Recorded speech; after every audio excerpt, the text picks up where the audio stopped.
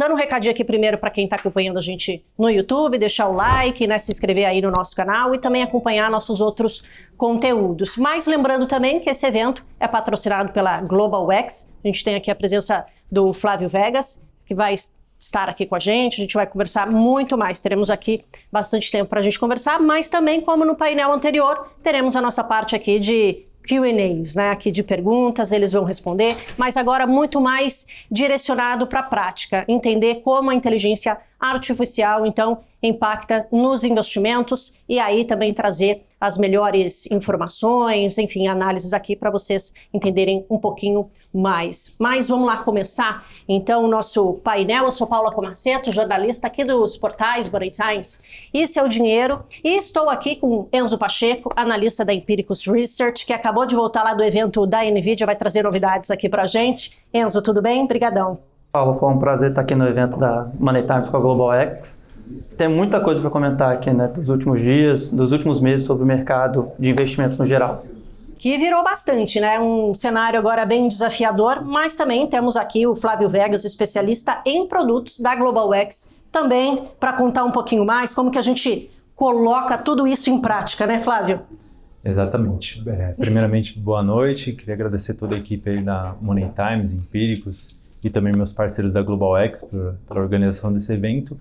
E vou falar um pouco ali, às vezes, de formas, né, que a gente pode se expor a empresas de inteligência artificial e qual veículo ali é melhor ou mais efetivo, formas de acessar as empresas. Com certeza, é isso que interessa, né? A gente está falando de inteligência artificial no nosso dia a dia, mas também como investir nesse segmento. Claro, comentei sobre o painel anterior, né, que a gente falou ali sobre mais a parte técnica, entendendo um pouquinho mais de inteligência artificial, mas queria começar a fazer uma provocação, vamos dizer aqui, a nossa conversa, trazendo um pouco dessa questão da bolha, né, já que a gente já entendeu aqui que estamos no começo dessa adoção de inteligência artificial, mas como isso impacta nos investimentos, porque volta e meia a gente acaba falando ou questionando e o mercado mesmo se questionando em relação a uma bolha da inteligência artificial no mundo dos investimentos. A gente tem ultimamente essa preocupação do mercado em relação ao dinheiro investido. A gente está falando aqui de mais de 600 bilhões de dólares ali quando a gente fala das grandes empresas, mas entender um pouquinho da visão de vocês, já que estamos no começo dessa nova era, por que a gente fala tanto, né, em uma bolha e se isso realmente é um risco nos dias de hoje? Acho que assim, a grande preocupação, né, desse nome bolha, é justamente na questão de valor de mercado das empresas. Então, tá todo mundo focado ali mais na inteligência artificial nas Mag 7, e aí realmente as empresas praticamente vem conduzindo o índice S&P nas costas nos últimos 5 anos ali, performando bastante. Então, falando das empresas de mercado, isso aparece bastante, né, como bolha. Então, NVIDIA, 4 trilhões de valor de mercado, isso assusta um pouco, mas a gente até vai decorrer aqui um pouco no painel, que assim, é muito mais do que só isso. Tem diversas empresas ainda e setores que estão se beneficiando da inteligência artificial, onde ainda, por exemplo, o valuation ali não chegou, né, o mercado ainda não abriu essas portas, né, então até o painel anterior, o Caio falando, acredito, corrobora um pouco com o que ele falou. Falta ainda justamente achar essa aplicação ali, a vencedora, né, da inteligência artificial. Eu até vi recentemente uma pesquisa de uma academia de IA, onde eles trouxeram a informação que 84% das pessoas no mundo ainda não consultaram, por exemplo, um chatbot.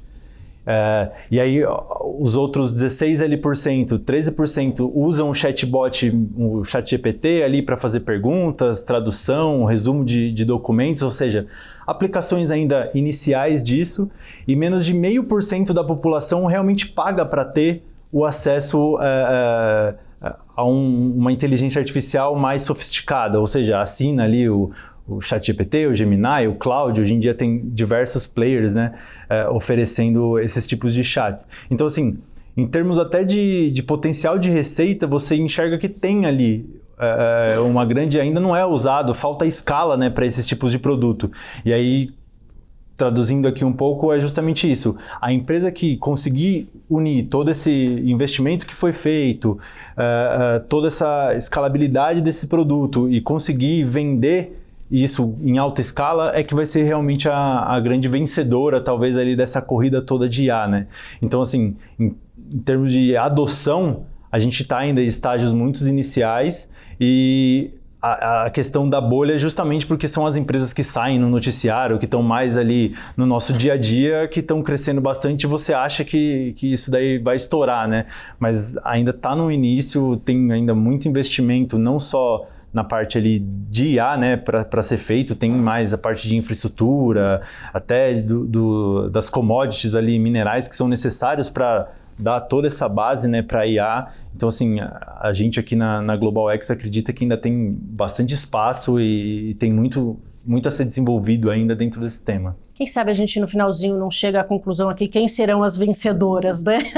Mas fala lá, Enzo.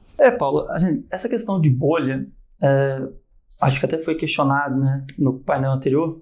Acho que você tem que relacionar muito o preço de mercado com os fundamentos das empresas. E aí, quando a gente fala especificamente das Mag 7, você vê que são empresas que continuam gerando muito caixa, dando muito lucro, gerando resultado para os seus acionistas. Então, assim, a gente comparar lá, eu acho que é correto, a gente faz a comparação com a internet, que de fato, como o Caio falou, é uma tecnologia que tem tudo para mudar a forma que a gente se relaciona no dia a dia, no trabalho, assim como foi a internet. As pessoas começaram a fazer aquisição de produtos pela internet, começaram a assistir filmes pela internet, antes você só ia para o cinema.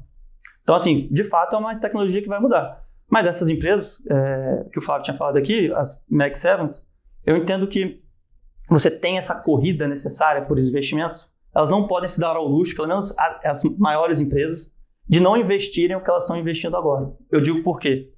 Vamos supor que a Microsoft amanhã resolva falar, não, meu CAPEX para o ano que vem eu vou cortar pela metade, e a Alphabet lá do Google continua investindo. O avanço dos sistemas, né, do hardware, da capacidade de processamento vem aumentando exponencialmente. A partir do momento que uma empresa dessa deixa de investir, ela abre espaço para outra empresa conseguir capturar o mercado ali na frente. Então, pelo menos essas grandes empresas, elas não se dão muito o luxo de não poder investir. Agora, claro, né, até quando vai esse investimento? A gente falava dessas grandes empresas, elas são empresas asset light. Então, ela tem pouco investido em capital físico e conseguir gerar ótimos resultados. Hoje em dia, não. Hoje ela vai ter que investir em data center, vai ter que investir em toda uma infraestrutura para conseguir ter esse poder de processamento para lá na frente, com os agentes de AI que vão utilizar cada vez mais as GPUs, você oferecer algum tipo de produto para as empresas de setor de saúde, setor robótica e por aí vai. Então, é o grande ponto, essa questão dos fundamentos. E você compara, principalmente lá com a época da .com, os fundamentos eram muito mais descolados do que eram hoje. Se você for pegar a principal empresa daquela época, era a Cisco, né? Que ela existe até hoje. Ela chegou a negociar por 100 vezes lucro. A NVIDIA, no pior dos casos, chegou a negociar 80 e hoje em dia negocia ali na casa das 20 vezes. Então, não me parece que seja uma questão de bolha parecida com a internet. Você tem alguns casos específicos, algumas empresas com valuation um pouco mais esticados, mas não acho que seja um sentimento geral para o mercado a gente falar que é uma bolha o mercado de IA como está hoje. Porque a gente, que nem eu falei aqui, volta e meia, acho que praticamente todo mês, né, a gente fala ali a preocupação do mercado com uma bolha, mas ficando claro aqui a visão de vocês. E, Enzo, eu queria continuar ainda no papo de NVIDIA e Big Seven, né, as Magnificent Seven ali, as principais de tecnologia, porque quando a gente fala para o público em geral, normalmente são essas que a gente fala, né, mas o Flávio também comentou aqui que isso acaba também se espalhando para outros setores, commodities, como bem falou aqui, justamente para a produção, enfim, dos chips, enfim, de tudo que está envolvido, infraestrutura. Nesse sentido, quando a gente fala, né, das maiores, elas realmente estão na frente nessa corrida? E aí queria emendar aqui a sua também, se você puder trazer um pouquinho mais de insights que você esteve lá no evento da NVIDIA também, para entender qual é o atual momento para essas grandes empresas. Então, Paulo, eu acho que, né, assim, você continua tendo oportunidades nas Mag 7, acho que são empresas ainda vencedoras, e aí teve até recente um episódio lá no mercado com Cloud Code que iriam acabar com as empresas de software e fez com que as ações, por exemplo, da Microsoft perdessem 1 trilhão de valor de mercado, porque agora com Cloud Code você não vai precisar ter mais um software na sua empresa, você não precisa pagar para a Microsoft. Não, eu acho que você vai ter espaço para essas grandes empresas oferecerem um agente mais para frente e vai conseguir monetizar essa uma melhor forma do que alguma outra empresa alguém chegar lá na casa dele, fazer um código, não, tem um agente aqui agora, eu vou conseguir oferecer isso para todo mundo que for ao redor do mundo. Qual vai ser como você vai dar manutenção para esse produto, como é que você vai dar suporte para esse produto. Então, você tem que ter uma estrutura, você tem que ter uma empresa por trás. Então, eu acho que é importante. Mas o Flávio comentou aqui, né? Você tem toda essa cadeia que impacta essa parte de AI. Então, você fala de commodities, você fala de energia, utilities hoje em dia lá nos Estados Unidos, é uma das principais setores de investimento porque você tem uma demanda contratada para os próximos anos, porque você vai fazer um data center de 1 gigawatt, você não tem hoje o grid, né? Você não tem a estrutura necessária para alimentar todo esse sistema de inteligência artificial. Então, utilities é um exemplo. Toda essa parte de commodities, né? Você tem o cobre, você tem metal, porque você vai fazer a estrutura do data center. Então, você consegue também encontrar em outros setores, talvez não tão óbvios, alternativas de investimento. E aí eu acho que ainda vai chegar um momento, que eu não sei se é agora, que você vai conseguir encontrar empresas como o exemplo da Magalu, que utiliza para melhorar os seus resultados. Mas ainda acho que as empresas estão descobrindo. O Caio mesmo falou, né? As empresas não estão utilizando isso ainda de uma maneira muito clara e óbvia no seu processo. Elas estão utilizando como uma experimentação, mas a gente vê lá no evento da NVIDIA, como você estava comentando, o stand da NVIDIA, obviamente, é um stand importante, mas o mais interessante é você ver as diversas empresas que estão atuando. Não são só empresas de tecnologia, são empresas de saúde, empresas de robótica, setor automotivo, computação quântica, teve um booth específico. Então, a amplitude que a NVIDIA ganhou com o passar do ano, né, foi por conta lá do CUDA, o sistema o software. A gente fala muito da NVIDIA como o chip, o hardware, mas a importância que tem 20 anos atrás, quando eles lançaram um sistema de software que permitiu às empresas adaptarem os chips para um determinado uso específico e não apenas gráficos. Então, eu acho que tem oportunidade, sim, mas, de novo, você tem que dar... não vão ser todas as empresas que colocam o nome IA ou AI na frente deles que vai ser uma alternativa de investimento, eu não digo nem válida, né? Mas você tem um patamar de risco maior ou menor, dependendo de qual empresa você vai apostar. Com certeza, e essa questão aí de colocar AI, inteligência artificial ali, eu lembro que no boom, quando a gente viu uns anos atrás, até empresas que não tinham nada a ver estavam lá justamente só para aproveitar do hype, vamos dizer assim. E nesse caso, eu acho que é muito interessante a gente lembrar o que aconteceu na bolha.com. Muitas empresas ficavam colocando nome só .com no final e assim, qual é o seu resultado? Não, eu não tenho resultado ainda, mas eu tenho tantos cliques e as pessoas avaliavam pelo número de cliques. Isso não gerava um resultado efetivo, né? Então, assim, você tem que ter cuidado porque vão ter diversas empresas que vão tentar se vender como IA, que pode até ter uma solução de IA, mas assim, talvez não tenha o porte necessário para aguentar um queima de caixa, igual essas Big Techs hoje possuem, e aí provavelmente podem até ser adquiridos no futuro, né? Então tem que ter um certo cuidado nessa hora. E Flávio, você aí, né, como especialista em produtos da Global UX, para a gente entender qual o risco hoje do investidor ficar, vamos dizer assim, sobrealocado, super concentrado, vamos dizer, nas Big Seven, ou seja, nas mais conhecidas, e como os ETFs ajudam nesses investimentos a estar posicionado em inteligência artificial.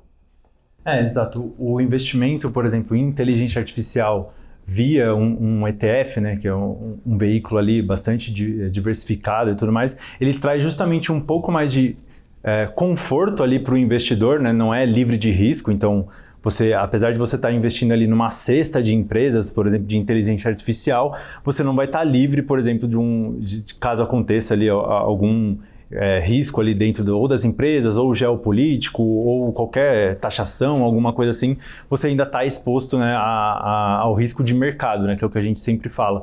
Mas a vantagem de você acessar um ETF é justamente isso, você vai estar ali investindo numa cesta de empresas, onde, no caso da inteligência artificial, as empresas que se destacarem, elas vão ganhando mais peso, né, cada vez mais dentro do ETF. E até uma curiosidade, aproveitando o gancho da pergunta anterior, às vezes a empresa coloca ali IA ou AI no nome dela apenas para tentar ali mostrar que tem alguma coisa envolvida na inteligência artificial. E aí a gente aqui, né, como uma gestora de ETF, que a gente se preocupa ali em fornecer essa exposição aos investidores e criar ali metodologias do índice, né, para capturar esses temas, a gente justamente se preocupa com isso. Então, dentro dos nossos ETFs, esses mais focados em temáticos, né, inteligência artificial, computação em nuvem e outros mais, a gente tem como requisito ali dentro do índice, justamente tem que ser empresas listadas em bolsas para você fornecer esse acesso mais líquido ali, mais fácil para o investidor, e empresas que geram ali realmente receita do tema. Então, por exemplo, no nosso de inteligência artificial, a gente procura ali sempre oferecer essa exposição a empresas que têm ali pelo menos 30, 40 ou mais por cento ali da receita vinda, né, de produtos ou softwares relacionados à inteligência artificial. Então, a gente tem essa curadoria, né, para dentro dos nossos produtos, justamente fornecer o acesso ao que a gente chama aqui no mercado de empresas puras, né, pure play, né, que realmente ganham dinheiro vendendo ou produzindo ali os softwares ou desenvolvendo inteligência artificial, no caso da inteligência artificial como um tema assim, abrangente de um dos nossos produtos. E Flávio, a gente estava conversando um pouquinho antes ali, claro, dos nossos painéis, você comentou inclusive desse ETF, né? Quando você fala aí de ser puro inteligência artificial, mas são muitas empresas nesse ETF. Se não me engano, você me falou eram 85 empresas. Isso, atualmente ele conta com 85 empresas, espalhadas ali, sempre a gente procura fazer essa exposição global, né, então, de investimentos, então tem ali grande parte, né, das empresas são americanas, por enquanto, né, são as empresas americanas que estão liderando ali, né, todo esse avanço em investimento em inteligência artificial, mas você também tem empresas chinesas, asiáticas também, além de China, tem empresas europeias, então você tem uma cesta ali bem variada, tanto em termos de número de empresas, quanto também as geografias. Então, para quem às vezes, por exemplo, a gente teve ali acho que foi início ali do ano passado, o DeepSeek Day, onde todo mundo achou que as empresas americanas iam meio que ir a zero, agora são as empresas chinesas, eles construíram um modelo muito melhor e muito mais barato, e aí depois, ao longo das próximas, uma semana depois, já viram que não é tudo isso e o mercado voltou ali, não, é mesmo, é a Microsoft, é a Apple, é a Nvidia que são as líderes. Então, para quem tem também, né, essa preocupação de, não, eu acredito muito mais no potencial das empresas na China do que nos Estados Unidos. Essa exposição justamente a um produto mais diversificado ajuda nisso, porque se forem realmente as empresas chinesas que a partir de agora vão começar a assumir ali a liderança e a vanguarda nesse tipo de investimento ou produtos, elas vão ganhando cada vez mais participação dentro do ETF e você vai ter ali cada vez mais exposição à China e menos, por exemplo, ao resto do mundo, menos aos Estados Unidos. Então, é um produto que ele tem ali uma flexibilidade, né? Isso é característica dos ETFs, bastante bacana ali para o ponto de vista do investidor, dele ter esse conforto de, se de repente for mesmo as empresas chinesas, ele já vai ter ali o produto que vai se adequando ao futuro do mercado, conforme as empresas vão performando, né? Então, traz um pouco ali dessa comodidade, né, para o investidor de ter um produto mais diversificado e que ele vai realmente pegar ali a performance desse mercado. Resta saber quem serão essas empresas aí, quem vai ganhar será essa corrida, a China, Estados Unidos, enfim, está entre os dois aí. Mas, Enzo, puxando aí para o seu lado, né, entender um pouco do lado do investidor, né, ali quando a gente fala desses investimentos em inteligência artificial, o que é pior ou o risco maior? É não estar posicionado ou estar mal posicionado, vamos dizer, nessa corrida de inteligência artificial? Olha, Paulo, eu acho que os dois são riscos. Você não estar posicionado é um risco tremendo, como a gente falou aqui antes, né, tecnologia que está aí, o Caio falou 98, eu diria até um pouco antes, a gente estaria, acho que talvez 96, 97, então, e aí você vê gente já falando que estaremos no terceiro ano de 10 anos de construção, então temos um prazo muito longo pela frente. O CEO da Amazon, até pouco tempo atrás, achava que a AWS, que é a parte de computação em nuvem, ia fazer algo como 300 bilhões de dólares. Em 10 anos, agora já está pensando que vai ser algo mais próximo de 600. Então, assim, ele está vendo ali que deve ter alguma demanda pelos produtos que vai permitir ele gerar essa receita. Então, não ter nada, eu acho que é um risco que o investidor hoje, dado o acesso que ele tem à forma de investimento, né, a capacidade de acessar o mercado lá de fora muito mais fácil, é um risco desnecessário de correr. Agora, você ter muito também de posições não adequadas é um risco, como eu comentei na resposta anterior. Não é porque a empresa vai ter um IA no final, ou ela falou que no conference call que a gente está utilizando o IA nos nossos processos, e aí você vai investir na empresa por conta daquilo. Não. Você tem que tentar entender. A empresa, atua em qual parte da cadeia de suprimentos. É uma empresa voltada para infraestrutura. Então, a empresa ela gera um chip que realmente faz diferença. Exemplo aqui, Taiwan Semiconductor. Ela é a única que faz o chip mais avançado hoje. Então, todas as empresas que fazem o desenvolvimento do chip contratam a Taiwan. Ela tem uma capacidade de manter essa liderança muito à frente dos seus rivais. Então, é uma empresa que eu acho que você, né, poderia pensar em ter o seu portfólio. Existem outras empresas de chip que talvez estejam com valuation mais esticado. Eu não tenho nas minhas carteiras, mas a gente vê muito recentemente o pessoal falando de Broadcom. Eu nem acho que seja uma empresa ruim, mas ela está surfando a onda das XPUs, né, que foi muito conhecido por causa do lançamento do chip do Google, mas talvez o valuation esteja um pouco acima do que você encontra em outros preços similares. Então, assim, de novo, não acho que você não deva ter nada, acho que esse seria o pior erro de todos, mas você também ter muito, e talvez uma posição acima do ideal, de mesmo que empresas boas. A Broadcom é uma boa empresa, ela gera resultado, ela vai continuar pelos próximos anos, mas talvez você tenha que trabalhar o sizing dessa posição daqui para frente. E quando a gente fala dessas empresas, Enzo, você comentou um pouco, né, de estar com valuation esticado.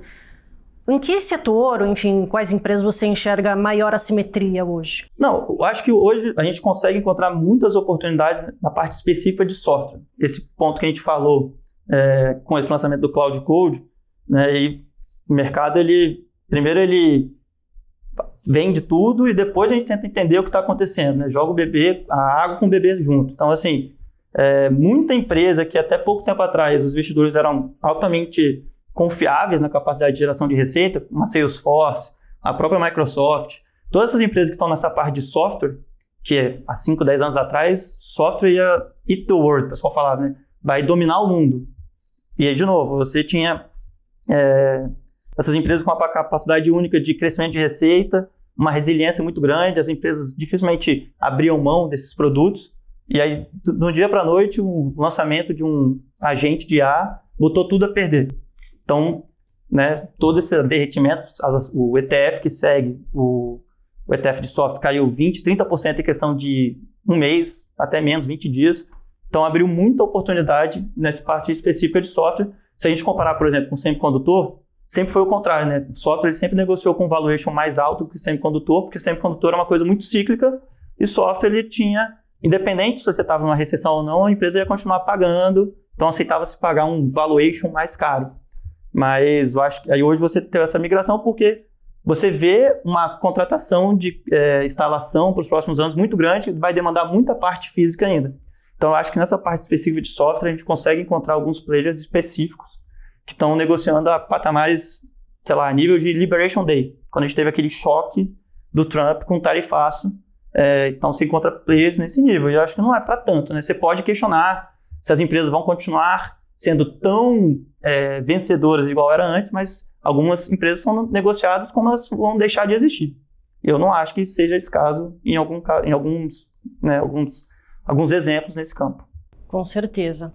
Agora, Flávio, né, a gente está falando o Enzo aqui mais específico, mas esse stock picking mesmo, mas quando a gente fala de ETFs, né? De que maneira, claro, a gente acabou falando aqui do ETF específico de inteligência artificial, mas como esse instrumento pode também capturar também outras teses mais específicas também? Bacana, a gente tem essa veia aqui na Global X um pouco mais de oferecer produtos temáticos, né? Então focado ali em grandes tendências e tecnologias, e a gente tem um livro que a gente produz para os nossos clientes, né?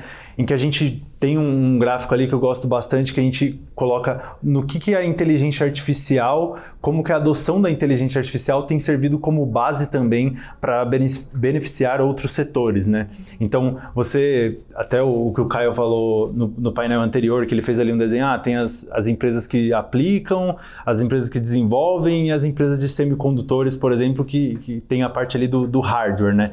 A gente tem um estudo dentro de casa ali que justamente mostra que esse funil, na verdade, ele é muito maior, né? Então você começa ali desde, por exemplo, setores que utilizam bastante inteligência artificial, como defesa, Então, até um tema que está um pouco mais em alta, né, ultimamente, esses drones, todos esses softwares de reconhecimento, radar e tudo mais, utiliza ali bastante código, bastante computação, então bastante IA, né, dentro desses produtos, né, e processos. A gente tem, por exemplo, o setor de saúde. Então, a gente já vê hoje em dia, junto, né, a inteligência artificial, junto com a robótica, por exemplo, já tem robôs que fazem cirurgias. Ou então que auxiliam, né, os médicos ali a fazer um procedimento muito mais rápido, com menos tempo de recuperação para o paciente, deixa menos cicatriz. Então, é algo ainda que vai ser muito explorado, né? Ajuda, por exemplo, o médico a saber ali o prontuário do paciente de uma forma muito mais resumida e muito mais rápida. Isso pode agilizar, né, todo o trabalho ali, né, de um setor como um todo. E aí, quando você pensa ali na inteligência artificial, falando um pouco, por exemplo, dos chatbots, né, que a gente tem. Uma pesquisa de um chatbot, ele necessita ali acho que de 8 ou 10 vezes, sei lá, mais energia, consome, né, mais energia do que uma pesquisa que a gente fazia antigamente no Google normalmente. Então você já vai precisar mais armazenamento de dados. Com mais dados transacionados, né, você precisa de mais segurança. Então já são 2 setores ali, computação em nuvem e cibersegurança.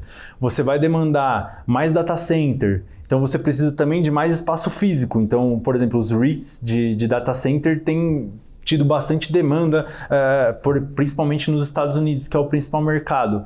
Então a gente já vê ali a famosa taxa de vacância, né, que a gente costuma analisar aqui mais no Brasil nos fundos imobiliários. As taxas de vacância dos fundos imobiliários lá nos Estados Unidos que são ocupados por data centers estão na mínima ali dos últimos 10 anos. Em compensação o aluguel, né, para essas empresas de data center tem disparado. Então a gente vê ali também a necessidade de construção de mais infraestrutura. Então você entra ali também para o mercado de real estate. Você precisa de mais lugares, mais infraestrutura, vai demandar mais energia. Então você precisa de um upgrade ali, ou de construção de novas linhas de transmissões, cabeamento. Tem toda essa infraestrutura que é impulsionada, né, pelo aumento, né, e pela adoção da inteligência artificial, até você chegar também na parte da geração dessa energia. Então, os data centers vão demandar energia. A gente tem até uma pesquisa que a gente fez que atualmente, por exemplo, o que a gente tem já de data centers no mundo consome mais energia que, por exemplo, o Chile. E se as projeções ali de todos esses investimentos que vão ser feitos e toda essa adoção da inteligência artificial for realmente o que a gente está esperando, em 2035, ou seja, em menos de 10 anos, a gente já está falando que os data centers vão consumir mais energia do que um Japão, do que uma Alemanha. Então, assim, é muita energia que precisa, né? E hoje em dia, principalmente, os países estão dando cada vez mais ênfase nessa geração de energia limpa. E aí a gente começa a entrar já também nas commodities ali. Então, a energia nuclear acaba sendo um destaque quando a gente fala em energia limpa. Demanda bastante urânio. Então, as mineradoras de urânio também, querendo ou não, de uma maneira indireta, estão sendo afetadas por esse aumento da adoção da inteligência artificial. A gente já vê notícias da Microsoft, Amazon, Meta, fechando ali parcerias, né, ou então investindo em construção ali de pequenos reatores nucleares para justamente suprir a demanda que elas vão ter dos data centers que elas ainda vão construir. Então, assim, tem uma cadeia ali bem vasta, né, de setores que vão ser beneficiados, desde as mineradoras de commodity até, por exemplo, as empresas que realmente vão ali ganhar e vão desenvolver o produto de IA que vão ganhar escalabilidade, né?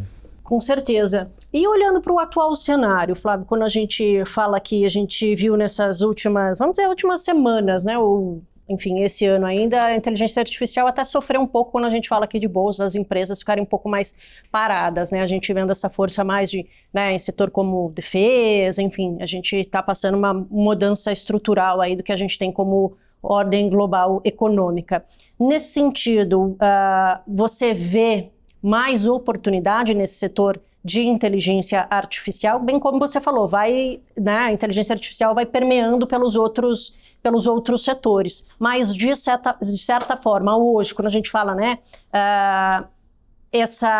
vamos dizer, abriu uma certa oportunidade para quem, né, ou tá leve ali no posicionamento, inteligência artificial, ou não tem? Como que tá a visão de vocês aí, se você, Flávio, Enzo, também quiser complementar a pergunta? Em termos assim, da nossa grade ali, até de produtos, conversas com clientes que a gente tem visto, notícias de mercado e tudo mais, assim, para quem estava justamente com medo dessa bolha, eu acho que no início do ano refletiu um pouco disso, né?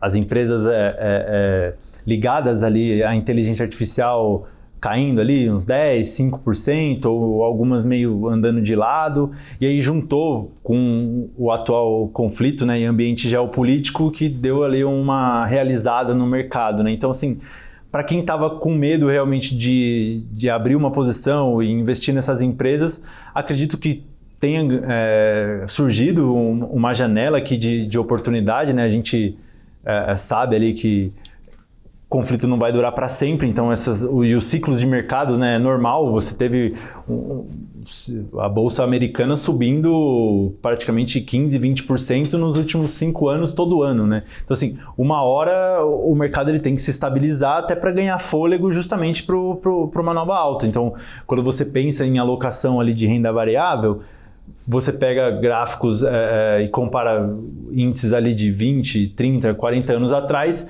e compara com hoje, os índices todos estão subindo, mas não sobe em linha reta. Você tem os ciclos de mercado e acredito que agora a gente está num ciclo um pouco mais de medo, né, de volatilidade, que geralmente são... O investidor ele tem um comportamento oposto, né? Agora que está todo mundo com medo, vendendo, era a hora dele comprar para justamente...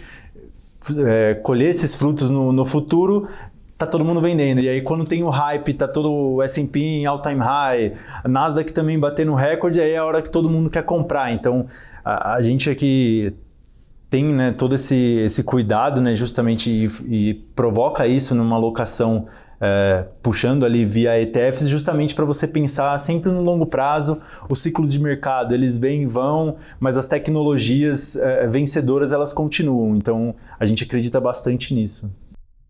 Não, concordo, né, com o Flávio. Assim, a gente fala petróleo acima de 100, juro aumentando, então você talvez tenha um atraso no corte de juros nos Estados Unidos. E assim, a gente fala de volatilidade, mas o S&P caiu o quê? 5% das máximas. Então, assim, pode até ter espaço para uma queda um pouco maior, mas não acho também que vai ser algo que a pessoa tem que perder noites de sono, porque realizações de 10% é extremamente normal no S&P 500. Então, se você for pegar nos últimos 10 anos, você teve pelo menos uma realização de 10% a cada, sabe, 1 ano e meio, 2. E aí, no meio do caminho você teve lá a Covid, que fez 20%. Então, assim, mas eu acho ainda que, como eu falei aqui antes, patamar de preço-lucro que a gente vê hoje, os índices, nem estou falando agora só de tecnologia, não são aqueles patamares mais baratos que você vê dos últimos, 20 anos, mas você tem que comparar também o nível de empresa de 20 anos atrás com o nível de empresa agora. E aí, a empresa média hoje, ela é uma empresa melhor do que era 20 anos atrás. Então, os investidores eles aceitam pagar um valuation um pouco mais caro. Então, assim, eu acho ainda que você pode ter uma realização de curto prazo, normal, mas nesse nível de preço agora eu já acho que é mais para você pensar em alocar do que você pensar em desmontar posição. Eu acho que tem oportunidades que você consegue comprar pensando no longo prazo e ter um retorno atrativo. O Flávio está falando aqui, se você for pegar a .com, você teve 4, 5 anos de retorno de 2 dígitos. Então, assim, e lá também, naquela época você teve crise do México, crise do Tigres Asiático, crise da Rússia, que fez com que o mercado sofresse com um solavanco. Então, não é porque está rolando uma guerra, um anúncio de tarifaço, que obviamente isso gera uma dificuldade na leitura dos mercados, mas a gente vem falando aqui, né? E é um tema para você pensar de 5 a 10 anos. Então, no meu sonho, né, falo assim para os meus clientes, falo assim, olha, cara, você tem que pensar nessa carteira de inteligência artificial. Vamos pensar no resultado dela daqui 5, 10 anos? Porque eu acho que a chance de você ter um resultado positivo é muito maior do que o contrário. E Enzo, já aproveitando essa deixa aí, como, né, você já comentou um pouco, vamos dizer assim, como tirar, vamos dizer, então, essa tese de inteligência artificial do discurso abstrato, a gente está falando aqui, né, às vezes fica muito aqui no pensamento, e levar esse tema para os investidores mesmo? Você está falando de teses específicas? Não, como trazer, por exemplo, esse papo com o investidor? Paulo, assim, esse tema está tão na mídia nos dias de hoje que às vezes é até algo meio que vem muito natural. Né? Você tem esse interesse das pessoas que gostam, né, de mercado financeiro, falam assim, tá todo mundo falando de inteligência artificial, como é que eu posso colocar meu portfólio, adaptar para ter algum tipo dessa empresa? E assim, aqui no Brasil a gente consegue, em grande parte, quando a gente fala principalmente das empresas mais conhecidas, você entrar no mérito de uma empresa, até TSMC, que é uma empresa que o pessoal já vem falando há algum tempo, mas às vezes não tem uma ressonância com o investidor local, às vezes pode dificultar um pouco. Mas você mostra que, olha, você tem interesse nessa temática de IA, então você está pensando nisso, essa empresa é a única que fabrica esse tipo de chip, todas as empresas contratam ela, então assim, tem um pouco dos dois lados. A gente tenta, né, levar essa informação, mostrar todo o desenvolvimento da tecnologia, mas também vem muito do cliente, né? Eles têm esse interesse de poder adaptar o portfólio, então eu acho que é meio que natural, assim, às vezes, no dia a dia, devido a estar no jornal, tudo quanto é meio de comunicação. É verdade. E Flávio, o que você pode falar um pouquinho mais aí de como tirar e como trazer isso, né, para falar também de ETFs, como funciona ali também como uma ferramenta até de educação financeira, né, quando a gente fala aqui de um país como o Brasil. Para tirar, por exemplo, esse tema da prática, para a gente aqui é até mais fácil que a gente tem, por exemplo, um produto, né? Então a gente justamente vende ali para o cliente que tem procurado bastante, não só os temas, o tema de IA em si, mas também como uma alocação um pouco mais voltada, por exemplo, para a infraestrutura.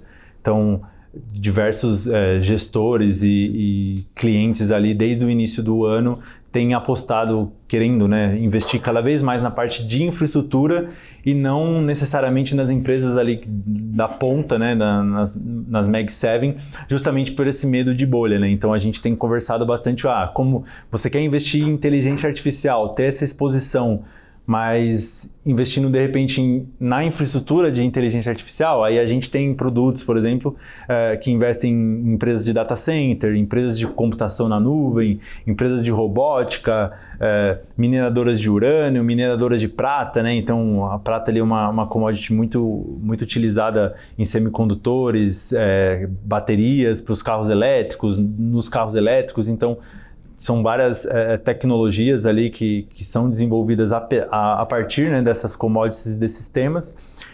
E a parte educacional ali que a gente sempre procura passar, né, para os clientes é justamente isso. Para você que às vezes quer se expor a um tema, não conhece muito as empresas ali, não está no dia a dia acompanhando, quais empresas realmente estão inovando ou ganham dinheiro justamente com isso, a exposição via ETF ela vem justamente para democratizar o investidor. Então, a pessoa que quer investir, por exemplo, em inteligência artificial, hoje em dia você não acessa isso com empresas brasileiras, né? Você consegue ter esse acesso aqui no Brasil, via ETFs ou fundos ou algum veículo que forneça esse acesso, mas não tem, por exemplo, no Ibovespa uma empresa de inteligência artificial. A gente é um país ali muito mais focado, né, nos nossos índices aqui, no setor financeiro e no setor de commodities. Então, quem quer procurar as inovações tecnológicas tem que acessar um produto que forneça esse acesso a empresas fora do Brasil, né? Então, é o que a gente tem tentado aqui sempre educar a importância dessa diversificação. Acho que cada vez mais, né, o investidor, acho que ele tem tido essa consciência de investir global, não necessariamente tirar o dinheiro dele, né, do Brasil, mas ter essa exposição global. E a importância é justamente essa. Você tem ali diversas empresas se desenvolvendo em inteligência artificial que não estão no Brasil. Tem um novo setor, computação quântica, talvez seja daqui, sei lá, uns 5, 10 anos o que todo mundo tem falado hoje da inteligência artificial. Você também não tem essas empresas aqui no Brasil. Você vai ter que procurar uma alocação lá fora, né? Então é um pouco dessa didática ali que a gente tenta passar para os investidores. Obviamente, você tem ali na composição do portfólio, né? A gente que mora aqui no Brasil, você tem ali a sua porcentagem de investimentos que você tem que ter aqui dentro do Brasil, apesar dos seus custos, seus gastos estão todos em reais, né? Mas mesmo assim você ainda tem aquela exposição a produtos dolarizados, né? Então a gente sempre vem fazendo esse educacional para você ter essa diversificação global, para você ter essa exposição bem balanceada, né? Entre o que você tem aqui no Brasil e as possibilidades que o mundo ali, né? Empresas que o mundo te oferece. Ainda mais na prática, né? Falando de repente com o assessor ou com o investidor, como, né, assim, conseguir investir aí com inteligência artificial. Queria que vocês passassem ferramentas, materiais ou suportes que realmente façam a diferença na hora ali de fazer suas escolhas, né, nesses investimentos em inteligência artificial. Vou puxar a sardinha pro lado, tem que assinar lá Empíricos Mais. Tem lá o relatório do IACash, a gente tem o acompanhamento, brincadeiras à parte. Hoje você, Paulo, você tem lá as ferramentas do Cloud Code, né, que hoje você tem de fato um assistente, um analista financeiro na sua casa. Então você consegue utilizar essa ferramenta de IA e ter uma análise, né, similar que você teria de grandes bancos. Então, assim, eu acho que é um começo ali, né? Você tem o valor, acho que nem lembro agora, $100 do Cloud Code, que eu acho que é o mais direto que eu consigo lembrar agora de ferramentas que você consegue utilizar. Flávio, e aí? Bom, em termos de conteúdo também, vou puxar aqui a sardinha para o meu lado, né? A gente tem, dentro da Global X também, tem uma equipe ali de pesquisa, research, então a gente vira e mexe, divulga ali panoramas de mercado que a gente está vendo, como que está a adoção não só da inteligência artificial, como diversos outros temas que a gente cobre. Então a gente tem análises bem legais ali, o foco da Global X é justamente os ETFs temáticos, né? Então a gente passa ali panoramas diversos, de diversos mercados, urânio, recentemente até videogame, a gente tem ali analista cobrindo, né, todos esses mercados. Então, assim, na parte educacional ali é bem bacana, a gente tem diversos estudos, né? Então, essa seria ali a minha dica, né? É só, assim, vocês não briguem comigo, vou fazer só mais uma final para a gente responder a pergunta aqui, na verdade, né? Assim, trazendo aquela provocação na visão de vocês aí, quem que são os vencedores na corrida de inteligência artificial?